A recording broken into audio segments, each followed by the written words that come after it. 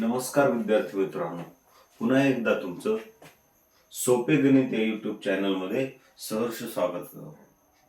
विद्यार्थी मित्रांनो, आपण वर्ग समीकरण धडा पाहत असताना मागच्या पिरियडला आपण विवेचक हा एक मुद्दा घेतला होता. त्या मुद्द्यावरील काही गणित आणि क्रिया आज आपण पाहणार आहोत.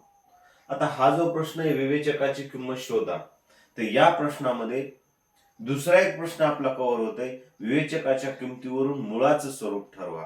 कालच्या तासाला आपण ते स्वरूप पाहिले, डिटेल मध्ये पाहिले. धन, ऋण आणि शून्य तीन जर विवेचकाच्या किमती आल्या तर मुळांच्या किमती आल्या, तर त्या वर्ग समीकरणांच्या मुळाचं स्वरूप विवेचकाच्या किमतीवरून काय येईल हे आपण काल डिटेल मध्ये पाहिलं. तर विद्यार्थी मित्रांनो, आजच्या व्हिडिओमध्ये आपण काय पाहणार आहोत, विवेचकाची किंमत शोधा. आणि आपण जे गणित निवडलेलं आहे ते गणित थोडं अवघड आहे. बऱ्याच विद्यार्थ्यांना नैसर्गिक संख्येच्या क्रिया येतात, पण एखादी संख्या जर करणीमध्ये आली तर त्या ठिकाणी त्या विद्यार्थ्यांना थोडं कन्फ्यूज होते. त्यामुळे मी गणित निवडताना अवघड निवडले. सोपं गणित तर तुम्हाला येईल, पण अवघड गणित आपल्याला पाहायचंय. मग हे गणित अत्यंत सोप्या पद्धतीने आपण कसं पाहणार आहोत. मग चला विद्यार्थी मित्रांनो, विवेचकाची किंमत शोधू. बघ, आता या ठिकाणी आता विवेचकाची किंमत शोधायची म्हणजे प्रथम दिलेलं समीकरण हे सामान्य रूपात आहे की नाही ते पाहायचं. मग हे प्रकरण, हे गणित सामान्य रूपात आहे का. उदाहरण, मग या ठिकाणी एक पद, दोन पद आणि तिसरं पद हे तीनही पद बरोबरच्या डाव्या बाजूला आहेत, म्हणून दिलेलं समीकरण हे सामान्य रूपात आहे. फक्त याची तुलना करायची. तुलना करणे म्हणजे काय, ए बी सी च्या किमती शोधणे. मग आपण डायरेक्ट किमती मांडू. ए ची किंमत किती, वर्गमुळात 2. बी ची किती, धन 4. आणि सी ची किती, 2 वर्गमुळात 2. मग विवेचक म्हटलं की आपल्या डोळ्यासमोर काय येते, बी वर्ग वजा 4ac. Delta is equal to B वर्ग वजा 4ac. मग डेल्टाची किंमत शोधू. मग डेल्टा बरोबर बी चा वर्ग वजा 4ac बरोबर बी चा वर्ग म्हणजे कशाचा वर्ग, 4 चा वर्ग वजा, मग 4 गुणिला ए म्हणजे किती, वर्गमुळात 2. आणि सी म्हणजे किती, 2 वर्गमुळात 2. लक्ष द्या, काही अवघड नाही. मग आता बघा, 4 चा वर्ग 16 वजा नैसर्गिक संख्येला गुणायचं, कर्निष्ठ संख्येला. इथं कन्फ्युज होऊ द्यायचं नाही. मग 4 न जर 2 ला गुणलं तर 8 गुणिले वर्गमुळात 2 वर्गमुळात 2 म्हणजे दोन्ही पैकी एकच द्यायचं, 2च. कारण वर्गमुळात 2 गुणिले वर्गमुळात 2 वर्गमुळात 4, आणि 4 चं वर्गमूळ किती, 2. त्यामुळे म्हटलं मी, मग 16 वजा 8 दुने 16 म्हणजे विवेचक किती आला तुमचा, 0. काय अवघड आहे का, अजिबात नाही. म्हणजे या ठिकाणी तुम्ही जर कन्फ्युज होत असाल तर पुन्हा लक्ष द्या. नैसर्गिक संख्येला गुणलं, 4 दोन्ही 8, आणि वर्गमुळातला गुणलं म्हणजे वर्गमुळात 4 इज इक्वल टू 2. म्हणजे हे 2. म्हणजे 8 दुने 16, मग 16 वजा 16 0. म्हणजे या ठिकाणी विवेचक किती आला, 0. हा प्रश्न क्लिअर झाला.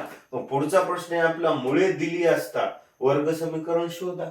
मग आता वर्ग समीकरण दिली असता मुळे शोधायचे, आणि मुळे दिली असता वर्ग समीकरण शोधायचे. म्हणजे हे असे प्रश्न एकमेकावर डिपेंड आहेत, फिरून विचारतात. मग आपण कन्फ्युज न होता आपल्याला काय करायचंय, दिलेले मुळे पण मी मुद्दाम अवघड घेतलेले आहेत.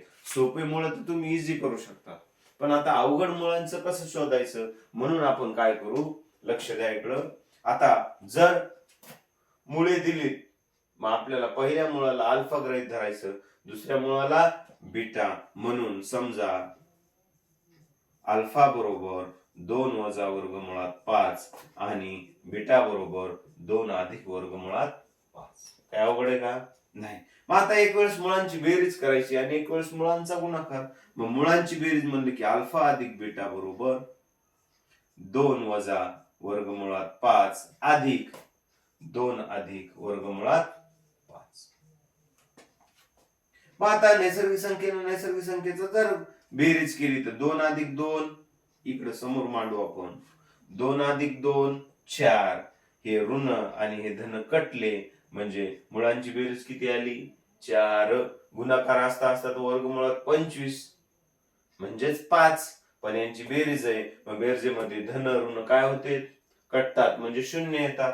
मग आता मुळांचा गुणाकार बघा, 2 वजा वर्गमुळात 5 गुणिला 2 अधिक वर्गमुळात 5 बरोबर बेदोनी 4 ऋण गुणिले धन ऋण आणि 5 गुणिले 5 वर्गमुळात 25. म्हणजे या ठिकाणी आपण काय केलं, 4 वजा 25 चं वर्गमूळ 5 म्हणजे या ठिकाणी ऋण 1. कशा आले ऋण 1 कळाले का, 4 वजा वर्गमुळात 25 म्हणजेच 5. 25 चं वर्गमूळ 5 म्हणून 4 मधून 5 जात नाहीत, 5 मधून 4 गेले 1 आणि मोठी संख्या ऋण आहे म्हणून ऋण. म्हणजे मुळांचा गुणाकार किती आला, ऋण 1. मुळांचा गुणाकार ऋण 1 आला तर आपल्याला काय करायचंय, आपल्याला वर्ग समीकरण शोधायचंय. वर्ग समीकरणात सूत्र आहे, काय सूत्र आहे, x वर्ग वजा मुळांची बेरीज गुणिले x अधिक मुळांचा गुणाकार बरोबर 0. मग या ठिकाणी किंमत ठेवायची डायरेक्ट, x चा वर्ग वजाला वजा मुळांची बेरीज किती आली, 4 आली. म्हणून हे 4 जशास तसे म्हणजे 4x आणि मुळांचा गुणाकार आलाय -1 म्हणून -1 बरोबर 0. म्हणून विद्यार्थी मित्रांनो या ठिकाणी आपलं वर्ग समीकरण आले, मुळे दिली असता x वर्ग वजा 4x वजा 1 बरोबर 0. अशा प्रकारे विद्यार्थी मित्रांनो आपण मुळे दिली असता एखादं वर्ग समीकरण चांगल्या पद्धतीने सोडू शकतो. आता आपल्याकडे अपूर्णांक मुळे दिली, आता ही मुळे कशी होती, आपल्या कर्निस्थ संख्येतली अपरिमेय संख्येची. आता या ठिकाणी आपल्याला अपूर्णांक मुळे दिली, त्याचं पण तसंच मुळे कोणतीही असो क्रिया सारखीच. काय करायचंय, समजा अल्फा बरोबर 3/2 म्हणून बीटा बरोबर 1/2 दिलेलीत मूळ. मग आता एक वेळेस मुळांची काय घ्यायची, बेरीज घ्यायची म्हणजे 3/2 अधिक 1/2 बरोबर पाया जर समान असेल तर अंशांशाची क्रिया होते बेरीज वजाबाकी करत असताना. मग अंशांशाची बेरीज किती, 4/2 म्हणजेच किती, बेदोनी 4 म्हणजे मुळांची बेरीज किती आली, 2. आता मुळांचा काय करायचं आपल्याला, गुणाकार म्हणजे 3/2 गुणिले 1/2 म्हणजे यांचा जर गुणाकार केला 3 × 3 बेदोनी 4. गुणाकारामध्ये काय असतो, अंशानं अंशाला गुणायचं आणि छेदानं छेदाला गुणायचं, सरळ क्रिया करायची. 3 × 3 बेदोनी 4 म्हणजे मुळांचा गुणाकार किती आला, 3/4. आता काय करायचं, आता आपल्याला सूत्र मांडायचं. म्हणून कोणतं सूत्र आहे, x वर्ग वजा मुळांची बेरीज गुणिले x अधिक मुळांचा गुणाकार बरोबर 0. त्या सूत्रात त्या किमती ठेवू आपण. मुळांची बेरीज झाली 2 म्हणून x वर्ग वजा मुळांची बेरीज झाली 2, x ला x अधिक मुळांचा गुणाकार आलाय 3/4 बरोबर 0. म्हणून अशा प्रकारे विद्यार्थी मित्रांनो मुळे कसलीही असू द्या, नैसर्गिक संख्या असू द्या, परिमेय संख्या असू द्या, अपरिमेय संख्या असू द्या, धन असू द्या, ऋण असू द्या, शून्य असू द्या, आपल्याला कोणत्याही प्रकारची जर मुळे असतील तर अशा प्रकारे या मुळांचं रूपांतर आपल्याला समीकरणामध्ये करता येतंय आणि ते एकदम सोप्या पद्धतीने.